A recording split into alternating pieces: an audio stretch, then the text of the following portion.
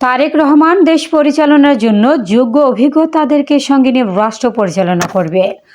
Natore advocate Ruhul Kuddus Talukdar দুলো। নাটোর জেলা প্রতিনিধি মোহাম্মদ সোহান সরকারের পাঠানো তথ্যচিত্রে দেখুন বিস্তারিত।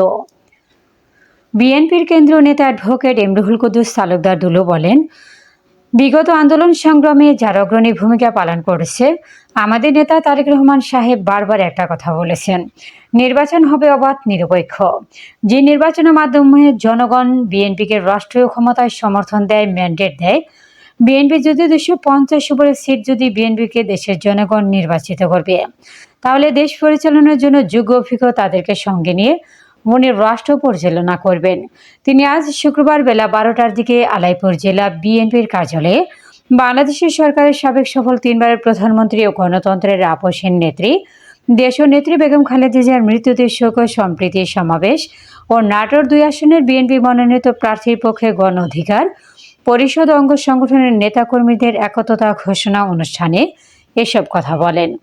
এ সময় অন্যান্যদের মধ্যে উপস্থিত ছিলেন বাংলাদেশ যুব অধিকার পরিষদের কেন্দ্রীয় সহসভাপতি নূর হোসেন সুমন, জেলা বিএনপির সাবেক যুগ্ম আহ্বায়ক ফরহাদ আলী দেওয়ান শাহিন, যুগ্ম আহ্বায়ক মুস্তাফিজুর রহমান শাহিন, জেলা বিএনপি সদস্য রুহুল আমিন তালুকদার টগর, জেলা বিএনপি সদস্য শহীদুল ইসলাম বাচিউ, জেলা বিএনপি সদস্য নাসিমউদ্দিন নাসিম, কাজী শাহ আলম, নাটোর জেলা যুব অধিকার পরিষদের সভাপতি ফরহাদ হোসেন, সাধারণ সম্পাদক আনোয়ার হোসেন সোহাগ সহ বিএনপি ও যুব অধিকারের নেতৃবৃন্দ।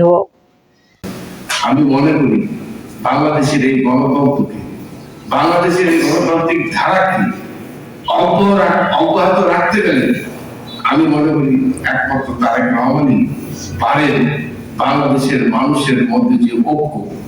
আজকে আপনারা জানেন যে ফ্যাসিস্ট বাংলাদেশ থেকে পালিয়ে গেছে, বাংলাদেশ ছেড়ে তারা পার্শ্ববর্তী রাষ্ট্র গিয়ে পার্শ্ববর্তী রাষ্ট্র তাদেরকে থাকা, খাওয়া, তাদের যাবতীয় দায়িত্ব গ্রহণ করেছে ঠিকই, কিন্তু ওখান থেকে তাদের ষড়যন্ত্র চক্রান্ত কিন্তু বন্ধ হয় না। আজকে তারা এর আগে ওসমান হাদিকে হত্যা করেছে, ওরা গতকাল মুসাফির আমার অত্যন্ত প্রিয় ছোট ভাই আমার সঙ্গে জেলে ছিল, আমার এই লাস্ট জেলে যখন 24 সালে জেলে ছিলাম আমার পাশে রুমে এসেছিল, আমার যখন যেটা প্রয়োজন আমাকে সর্বোত্তম সহযোগিতা করেছে। এই মুসাফিরের মতো ছেলেকে হত্যার মাধ্যমে বাংলাদেশের আগামী পার্লামেন্ট নির্বাচনকে বাধাগ্রস্ত করতে হবে। আগামী নির্বাচন যদি কোনোভাবে হতে